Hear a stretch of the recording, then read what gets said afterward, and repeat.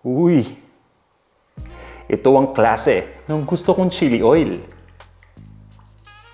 Yan ang perfect na condiment. Yung iba nga, inuulam pa yan eh. Vanjo Merano po ng panlasangpinoy.com. At para sa ating video, gawa naman tayo ng chili oil.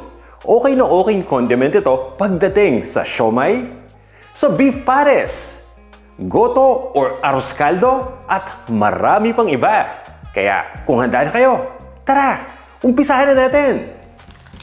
Sili, Thai chili pepper ang gamit ko. Bawang, mas marami, mas maganda. Hiwain lang natin ito ng pinong-pino. Dami masyado, no? Huwag na tayong maghirap. Gamit na lang tayo ng food processor para mabilis. Itong sili nga pala, nahugasan ko na itong mabuti at pinutuyo ko na rin sa ilalim ng araw ng at least 1 day lang para hindi masyadong tuyong-tuyo.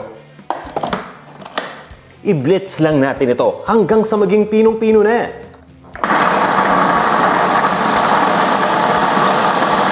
Sandali lang pala. Kung wala kayong food processor na available, pwede kayong gumamit ng blender. Pero kailangan natin ng liquid component dyan.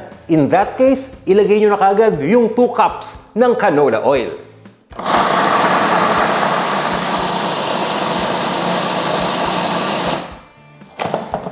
Magluto na tayo.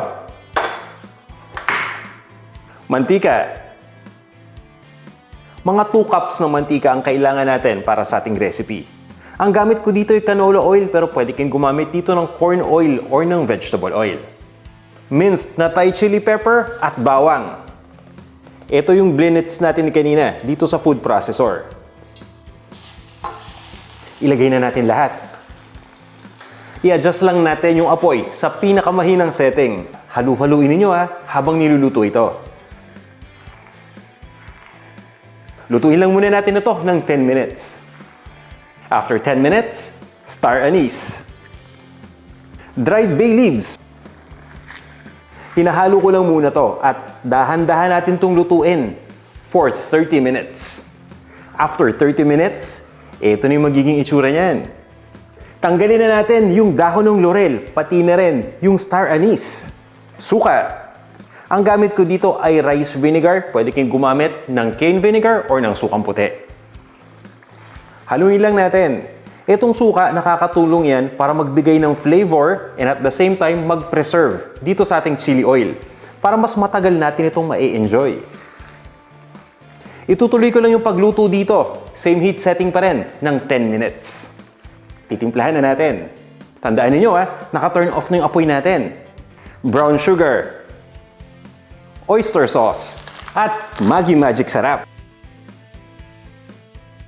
Once na mahalo na nating mabuti, ibig sabihin, okay na to. Ngayon pa lang, pwedeng-pwede na natin itong gamitin na sa condiment or as an ingredient sa ating niluluto. Ang ginagawa ko dito ay pinapa-cool down ko muna bago ko ilagay sa jar. Hindi na ako makapagsalita sa sobrang anghang at sobrang sarap. Kaya, subukan niyo itong ating chili oil recipe.